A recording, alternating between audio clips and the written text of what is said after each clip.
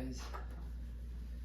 We're almost done the book. So before we get started today, I just want to continue.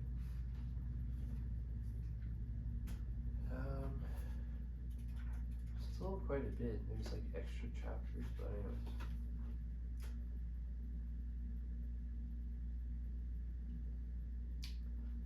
So basically we ended the last one. He tried to kill the man in black, but nothing happened. So, alright, the universe was void, nothing moved, nothing was. Gunslinger drifted, bemused. Let's have a little light, the voice of the man in black said nonchalantly, and there was light. Gunslinger thought in a detached way that light was pretty good.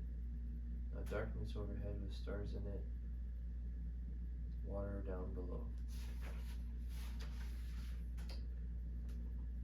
It happened. He drifted over endless seas. Above the stars twinkled endlessly, yet he saw none of the constellations which had guided him across his long life. Land, the man in black invited, and there was. Heaved itself out of the water in endless galvanic convulsions. It was red, arid, cracked, glazed with sterility. Volcanoes blurted endless magma like giant pimples on some ugly adolescent baseball head. Okay, the man in black was saying, that's a start. Let's have some plants, trees, grass, fields. There was. Dinosaurs rambled there, here and there, growling and woofing and eating each other and getting stuck in bubbling, odoriferous tar pits. Huge tropical rainforests sprawled everywhere. Giant ferns waved at the sky with serrated leaves. Beetles with two heads crawled on some of them. All this the gunslinger saw, and yet he felt big. Now bring man, the man in black said softly. But the gunslinger was falling up. The horizon of his vast, fecund earth began to curve. Yes, they had all said it curved. His teacher Vanet had claimed it had been proved long before the world had moved on. But this, further and further, higher and higher, continents took shape before his amazed eyes, and were obscured with clock springs of clouds. The world's atmosphere held it in placental sac, and the sun rising above the earth's shoulder. He cried out and threw an arm before his eyes. Let there be light. The voice no longer belonged to the man in black. It was gigantic, echoing. It filled space and spaces between space. Light. Falling. The sun shrank. A red planet stamped with canals rolled past them, two moons circling it furiously. Beyond this was a whirling belt of stones and a gigantic planet that seethed with gases, too huge to support itself, oblate in consequence. Further out was a ringed world that glittered like precious gem, within its engirdlement of icy spicules. Light, let there be other worlds, 1, 2, 3. Far beyond the last one, lonely ball of ice and rock twirled in dead darkness about a sun that glittered no brighter than a tarnished penny. Beyond this, darkness. No, the gunslinger said, and his word on it was flat and echoless in the black. It was darker than dark, blacker than black. Beside this, the darkest night of a man's soul was as noonday. The darkness under the mountains, a mere smudge of the face of light. No more, please. No more now. No more. Light. No more. No more, please. The stars themselves began to shrink. Whole nebulae drew together and became glowing smudges. The whole universe seemed to be drawing around him. Please, no more. No more. The voice of the man in black whispered silkily in his ear. Then Renee cast away all thoughts of the tower. Go your way, gunslinger. and begin the long job of saving your soul. He gathered himself, shaken and alone, enwrapped in the darkness, terrified of an ultimate meaning rushing at him. He gathered himself, uttered the final answer on that subject. Never. Then let there be light. And there was light, crashing in on him like a hammer, a great and primordial light. Consciousness had no chance of survival in that great glare, but before it perished, the gunslinger saw something clearly, something he believed to be of cosmic importance. He clutched it, agonized effort, and then went deep, seeking refuge in himself before that light should blind his eyes and blast his sanity.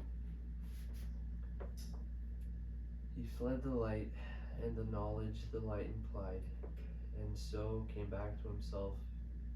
Even so do the rest of us, even so do the best of us. It was still night. Whether the same or another, he had no immediate way of knowing. He pushed himself up from where his demon spring at the man in black had carried him, and looked at the ironwood where Walter O'Dim, as some along Roland's Way had named him, had been sitting. He was gone. A great sense of despair flooded him. God, all that to do over again? And then the man in black said from behind him, "Over here, gunslinger. I don't like you so close. You talk in your sleep." He tittered. Gunslinger got groggily to his knees, turned around the fire, and burned down the red embers and gray ashes, leaving the familiar decayed pattern of exhausted fuel. The man in black was seated next to it, smacking his lips with unlovely enthusiasm over the greasy remains of the rabbit. "You did fairly well," the man in black said. "I never could have sent that vision to your father. He would have come back drooling." "What was it?" the gunslinger asked. His words were blurred and shaky. He felt if he tried to rise, his legs would buckle. "The universe," the man in black said carelessly. He burped and threw the bones into the fire, where they first glistened and then blackened. The wind above the cup of Golgotha keened and moaned. "Universe," the gunslinger said blankly. It was a word with which he was unfamiliar. His first thought was that the other was speaking poetry. "You want the tower," the man in black said. It seemed to be a question. "Yes? Well, you shan't have it," the man in black said, and smiled with bright cruelty. "No one cares in the councils of the great if you pawn your soul or sell it outright, Roland. I have an idea of how close to the edge that last pushed you. The tower will kill half a world away." "You know nothing of me," the gunslinger said quietly, and the smile faded from the other's lips. "I made your father, and I broke him," the man in black said grimly. "I came to your mother as Martin. There's a truth you always suspected, is it not? And took her, and bent beneath me like a willow, although this may comfort you. She never broke. In any case, it was written, and it was. I am the furthest minion of he who now rules the dark tower. And earth has been given into the king's red hand." "Red? Why do you say red?" "Never mind. We'll not speak of him, although you'll learn more than you care to if you press on. What hurt you once will hurt you twice. This is not the beginning, but the beginning's end. You do well to remember that, but you never do." "I don't understand." "No, you don't. You never did. You never will. You have no imagination. You're blind that way." "What did I see?" the gunslinger asked. "What did I see at the end? What was it? What did it seem to be?" Gunslinger was silent, thoughtful. He felt for his tobacco, but there was none. Man in black did not offer to refill his smoke by either black magic or white. Later he might find more in the grow bag, but later seemed very far away now. There was light, the gunslinger said finally, great white light, and then he broke off and stared at the black man. He leaned forward, and an alien emotion was stamped on his face, writ too large for lies or denial. It was of awe and wonder. Perhaps they were the same. You don't know, he said, and began to smile. Oh, great sorcerer, who brings the dead to life, you don't know, you're fake. I know, the man in black said, but I don't know what. White light, the gunslinger repeated, and then a blade of grass, one single blade of grass that filled everything, and I was tiny, infinitesimal. Grass, grass, the man in black closed his eyes. Face looked drawn and haggard. A blade of grass, are you sure? Yes, the gunslinger frowned, but it was purple. Hear me now, Roland, son of Stephen. Would you hear me? Yes. And so the man in black began to speak.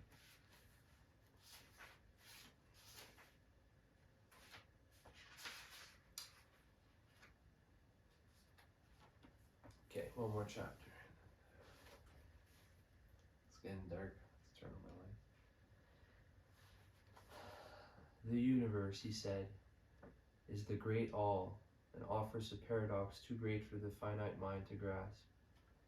As a living brain cannot conceive of a non-living brain, although it may think it can, the finite mind cannot grasp the infinite. The prosaic fact of the universe existence alone defeats both the pragmatist and the romantic. There was a time, yet 100 generations before the world moved on, when mankind had achieved enough technical and scientific prowess to chip a few splinters from the great stone pillars of reality. Even so, the false light of science, knowledge if you like, shone in only a few developed countries. One company, or cabal, led the way in this regard. North Central Positronics, it called itself. Yet, despite a tremendous increase in available facts, there was for remarkably few insights. Gunslinger, our many times great-grandfathers conquered the disease which rots, which they called cancer, almost conquered aging, walked on the moon. I don't believe that, the gunslinger said flatly. To this, the man in black merely smiled and answered, you need it. Yet it was so. They made or discovered 100 other marvelous baubles, but this wealth of information produced little or no insight. There were no great odes written to the wonders or artificial insemination, having babies from frozen man sperm, or to the cars that ran on power from the sun. Few, if any, seem to have grasped the truest principle of reality. New knowledge leads always to yet more awesome mysteries. Greater philosophical knowledge of the brain makes the existence of the soul less possible, yet more probable by nature of search. Do you see? Of course you don't. You've reached the limits of your ability to comprehend, but never mind, that's beside the point. What is the point then? The greatest mystery the universe offers is not life, but size. Size encompasses life, and the tower encompasses size. The child who is most at home with wonder says, Daddy, what is above the sky? And the father says, the darkness of space. The child was beyond space, the father, the galaxy. The child beyond the galaxy, the father, another galaxy. The child beyond the other galaxy's father, no one knows. You see, size defeats us. For the fish, the lake in which he lives is the universe. What does the fish think when he is jerked up by the mouth through the silver limits of existence and into a new universe where the air drowns him and the light is blue madness? Where huge bipeds with no gills stuff into a suffocating box covered with wet weeds to die. Or one night take the tip of a pencil and magnify it once reaches the point where a stunning realization strikes home, the pencil tip is not solid. It's composed of atoms which whirl and revolve like a trillion demon planets. What seems solid to us is actually only a loose net held together by gravity. Viewed at their actual size, the distance between these atoms might become leagues, gulfs, eons. Atoms themselves are composed of nuclei and revolving protons and electrons. One may step down further to subatomic particles, and then what? Tachyons? Nothing? Of course not. Everything in the universe denies nothing. To suggest an ending is the one absurdity. If you fell outward to the limit of the universe, would you find a board fence and a sign reading dead end? No. You might find something hard and rounded, as the chick must see the egg from inside. And if you should peck all of that shell or find a door, what great torrential light might shine through your opening and end at the end of space? Might you look through and discover your entire universe is but a part of one atom on a blade of grass? Might you be forced to think that by burning a twig, you incinerate an eternity of eternities? That existence rises not from one infinite, but to an infinity of them. Perhaps you saw what place our universe plays in the scheme of things, as no more than an atom in a blade of grass. Could it be that everything we can perceive, from the microscopic virus to the distant horsehead nebula, is contained in one blade of grass that may have existed for only a single season in an alien time flow? What if that blade should be cut off by a scythe when it begins to die? Would the rot seep into our own universe and our own lives, turning everything yellow and brown and desiccated? Perhaps it's already begun to happen. You say the world has moved on. Maybe we really mean that it has begun to dry up. Think how small such a concept of things makes us, gunslinger. If a God watches over it all, does he actually met out justice for a race of gnats among an infinitude of races of gnats? Does his eye see the sparrow fall when the sparrow is less than a speck of hydrogen floating disconnected in the depth of space? And if he does see, what must the nature of such a God be? Where does he live? How is it possible to live beyond infinity? Imagine the sand of the Mohaine Desert, which you crossed to find me, and imagine all a trillion universes, not worlds, but universes, encapsulated in each grain of that desert, and within each universe an infinity of others. We tower over these universes from our pitiful grass vantage point, which one swing of your boot may knock a billion worlds flying off in the darkness in a chain never to be completed. Sighs, Gunslinger, sighs. Yet suppose further, suppose that all worlds, all universes met in a single nexus, a single pylon, a tower, and within it a stairway, perhaps rising to the Godhead itself. Would you dare to climb to the top, Gunslinger? Could it be that somewhere above all of endless reality there exists a room? You dare not. And in the Gunslinger's mind, those words echoed. You dare not. Okay, there's a small other chapter.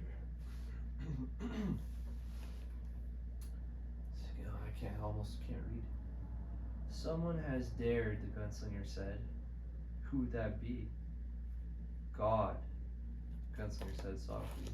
His eyes gleamed. God has dared. Or the king you spoke of. Or is the room empty, seer? I don't know. Fear passed over the man in black's bland face, as soft and dark as a buzzard's wings. And furthermore, I don't ask. It might be unwise.